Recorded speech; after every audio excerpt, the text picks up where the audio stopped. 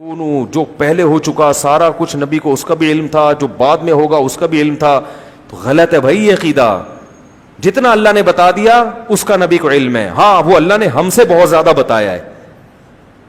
علماء مثال دیتے ہیں کہ ہمارے علم اور نبی کے علم کی مثال دریا اور قطرے کی ہے. جیسے دریا میں ایک قطرے کی نسبت دریا کی طرف ہو تو کوئی حیثیت ہے, تو اتنا اللہ نے علم دیا ہے نبی کو ہماری نسبت. لیکن اللہ کے علم اور نبی کے علم کی مثال پھر دریا اور قطرے کی ہے. سمجھ رہے؟ کتنی جگہ قرآن میں آتا ہے یسألونک عن الساعہ, یہ لوگ آپ سے پوچھتے ہیں قیامت کب آئے گی, نبی کہہ دو علمھا عند ربی, مجھے نہیں پتا کب آئے گی, اللہ کو پتا ہے. سب باتوں کا آپ نے نہیں بتایا, بہت سی باتوں میں آپ نے کہا مجھے علم نہیں ہے.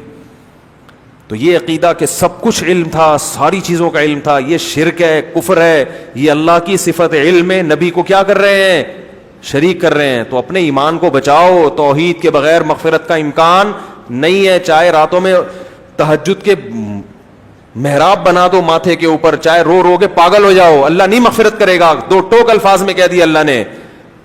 پہلے اللہ کو اللہ سمجھا جائے گا تو پھر اللہ سے مانگا جائے گا. تبھی اللہ نے کہا مانگنے سے پہلے بھی کیا ایاک نعبد و ایاک نستعین کا اقرار. حدیث میں, بخاری کی حدیث ہے, نبی صلی اللہ علیہ وسلم نے فرمایا کہ بندہ جب سورہ فاتحہ پڑھتا ہے تو کہتا ہے الحمدللہ رب العالمین, تو اللہ تعالیٰ بندوں سے کہتے ہیں حمیدنی عبدی, میرے بندے نے میری حمد و ثنا کی ہے. وہ سکھائی بھی اللہ نے. جب کہتا ہے الرحمن الرحیم تو اللہ کہتے ہیں اثنا علی عبدی, میرے بندے نے میری ثنا خوانی کی ہے, مجھے رحمان اور رحیم کہہ کے پکارا ہے. پھر جب بندہ کہتا ہے مالک یوم الدین, روز جزا کا مالک ہے, تو اللہ کہتے ہیں مجدنی عبدی, میرے بندے نے میری بزرگی اور میری شان کو بیان کیا کہ میں مالک ہوں گا قیامت کے دن. پھر انسان کہتا ہے, جب مسلمان نماز میں کہتا ہے ایاک نعبد و ایاک نستعین, اے اللہ صرف تیری عبادت کریں گے, صرف تجھ سے مدد مانگیں گے, تو اللہ کہتے ہیں ھذا بینی و بین عبدی, یہ میرے اور بندے کے درمیان ایگریمنٹ ہو گیا ہے.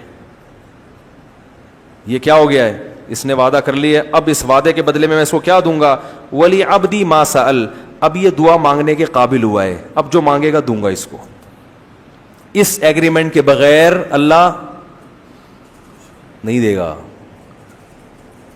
ولی عبدی ما سأل, اب یہ کیونکہ پچھلی امتیں اسی لیے تو ہلاک ہوئی ہیں, اللہ سے بھی مانگ رہے ہیں, حضرت عیسیٰ ابن مریم سے بھی مانگ رہے ہیں, عزیر کو ابن اللہ کہہ دیا, تو اب اللہ سے بھی مانگ رہے ہیں, درباروں پہ جا کے بھی مانگ رہے ہیں.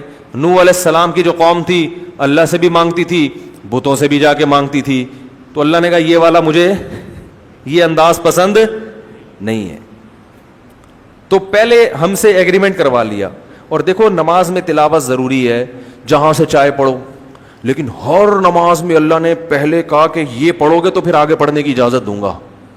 یہ پہلے ہر سورہ فاتحہ جتنی پڑھی جاتی ہے نا, اتنی کوئی سورت پڑھی نہیں جاتی ہے. ہر نماز میں, ہر رکعت میں, تراویح میں 20 رکعتوں میں ہم ہر دفعہ تھکتے نہیں ہیں. لوگ کہتے ہیں یار اب یہ تو سن لی ہے نا, بچپن سے سنتے آ رہے ہیں, آگے چلو. اللہ کہتے ہیں نا نا نا نا نا, جب تک زبان سے یہ ایگریمنٹ نہیں کرے گا نا کہ تجھی سے مانگوں گا کسی اور سے نہیں, اس وقت آگے چلنے ہی نہیں دوں گا میں تجھے. 20 کیا 40 بھی پڑھے گا تو ہر دفعہ یہی پڑھنا پڑے, پھر تہجد میں اٹھے گا پھر یہی پڑھنا پڑے, فجر کی 2 سنتیں میں پھر یہی ایگریمنٹ, مرتے دم تک یہ ایگریمنٹ تجھ سے کرواتا رہوں گا. اور ہم نماز کے سلام کے بعد اسی ایگریمنٹ کی دھجیاں اڑانا شروع کر دیں, کتنی بڑی اللہ کے غضب کو دعوت دینے والی بات ہے. تو حدیث میں آتا ہے, بخاری کی حدیث, نبی نے فرمایا کہ انسان جب کہتا ہے اللہ تیری عبادت تجھ سے مدد, تو نبی نے فرمایا اللہ فرشتوں سے کہتے ہیں ولی عبدی ما سأل, اب مانگ.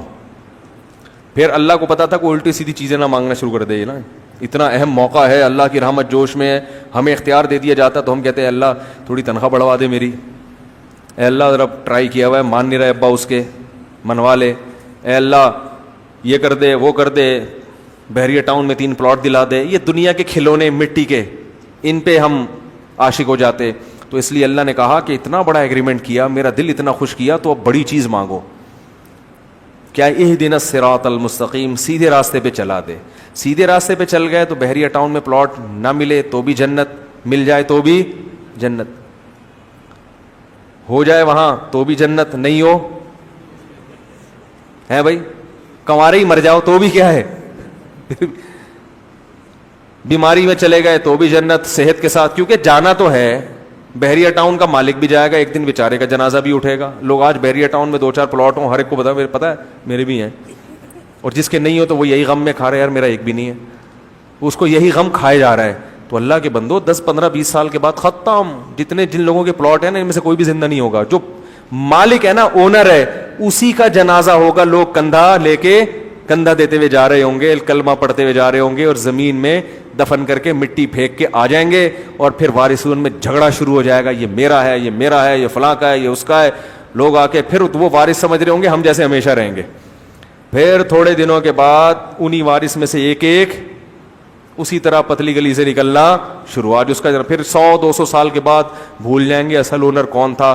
اسکول میں پڑھایا جائے گا. ایک دفعہ کا ذکر ہے کہ ایک شخص کے دل میں خیال آیا, once upon a time there was a man, جس نے یہ planned, شعر ہو گیا کہ نہیں ہو گیا, there was a man he planned, اس نے یہ پلان بنایا کہ جناب ایک بحریہ ٹاؤن میں اس طرح کرنا چاہیے, اور پھر آج یہ اسی کی کاوشوں کا نتیجہ ہے. once upon a time, تو یہ سب once upon a time بن جائے گا نا, ایک دفعہ کا ذکر ہے. تو ایسے ہی ہوتے ہوتے ہوتے سارے جا رہے ہیں.